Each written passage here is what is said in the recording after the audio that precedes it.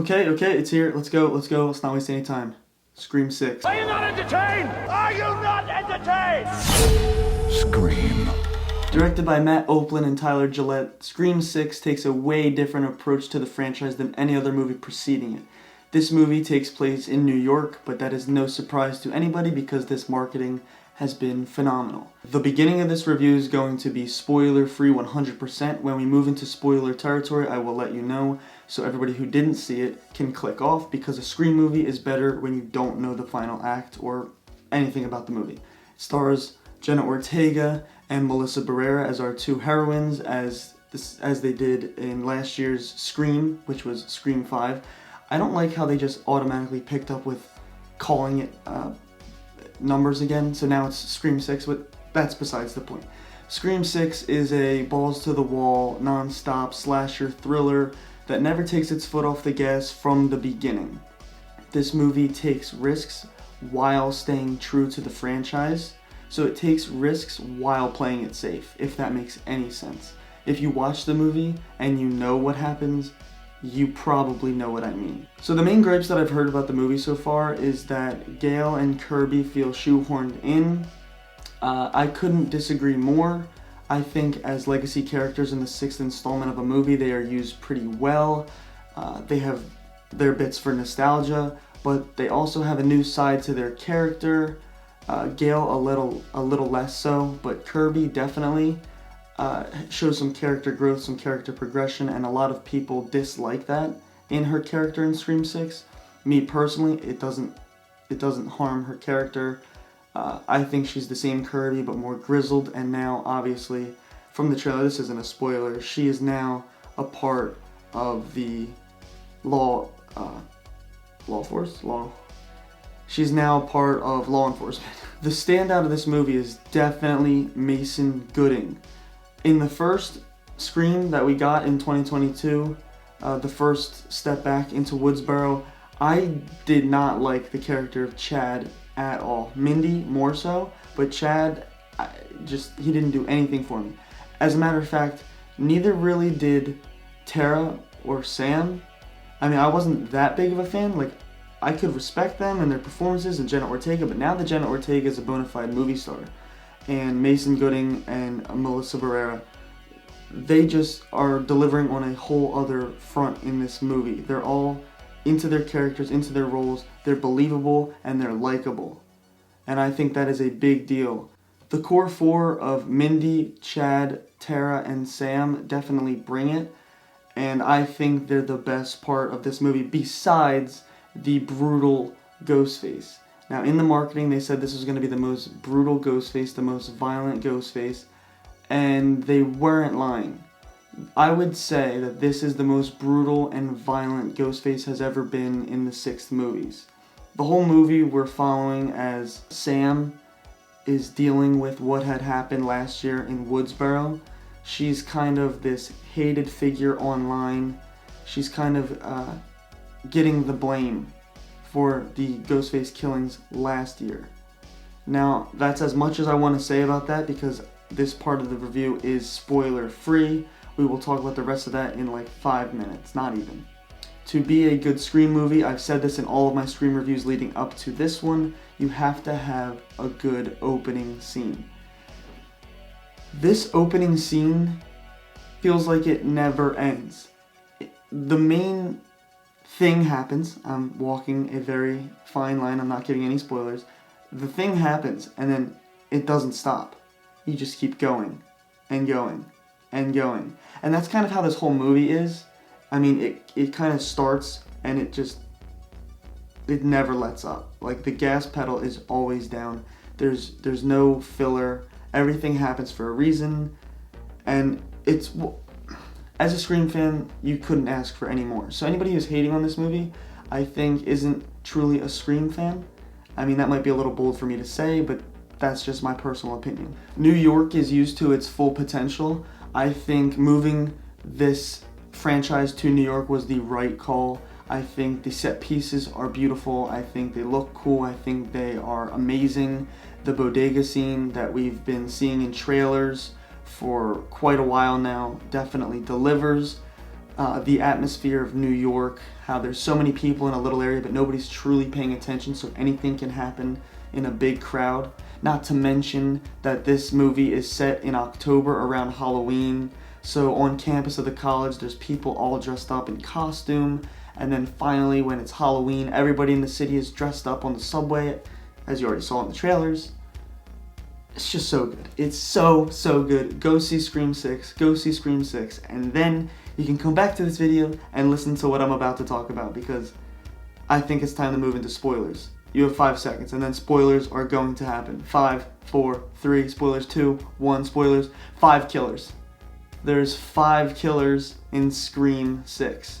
There's never been 5 killers in the whole entire franchise. Now, like I said, when the beginning of the movie kicks off and never lets up, I'm referring to the beginning when the film teacher is killed in the alleyway. She's on the phone with somebody she met on a dating app, and of course she got catfished, and it's one of her students, and he murders her in cold blood in the alleyway.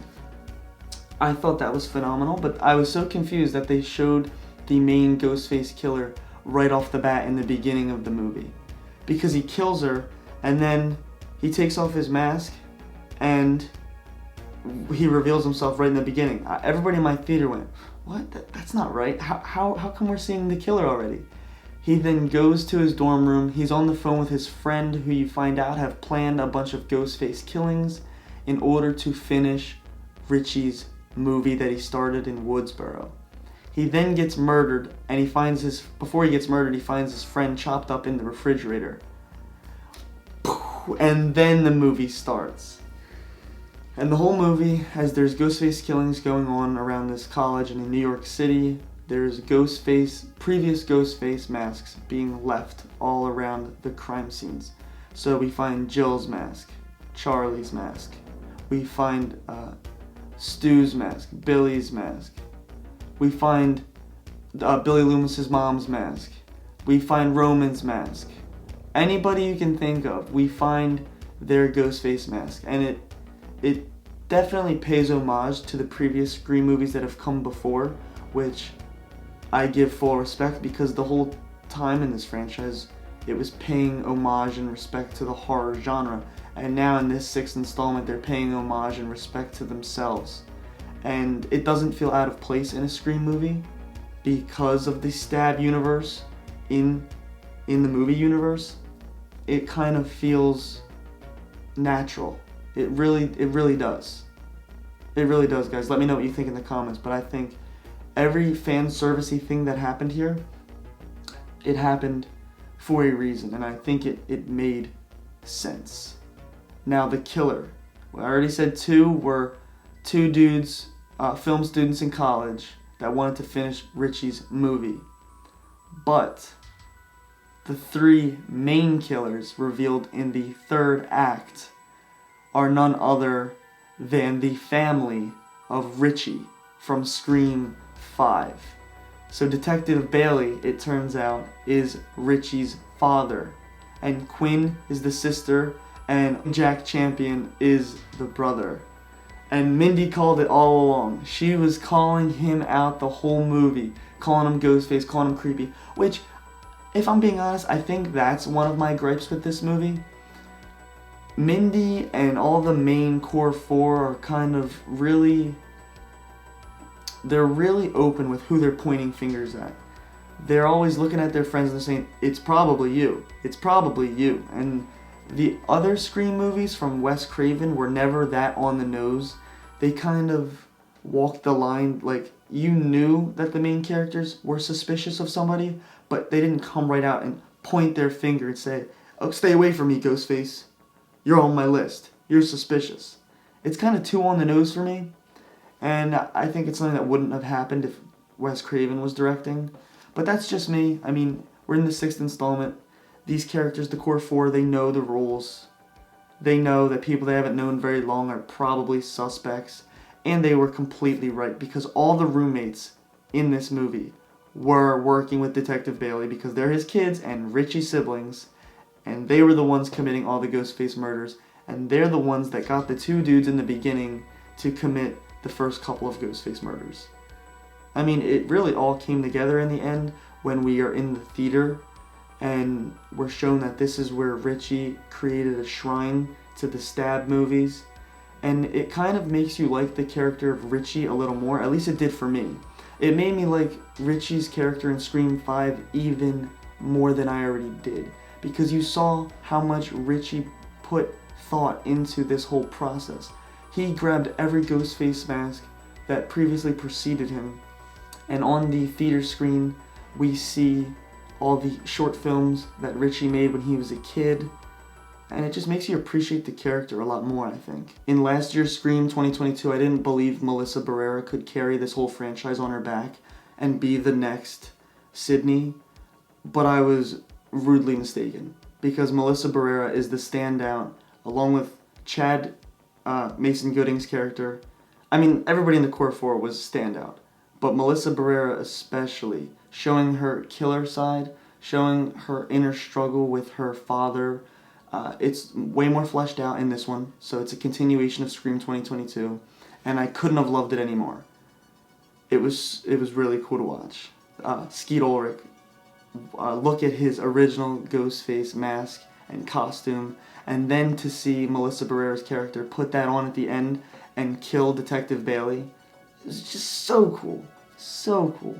And to everybody who is saying Gail is shoehorned in and she didn't have anything to do, I think you are neglecting to remember that Gail is the one who found out about the theater and the shrine.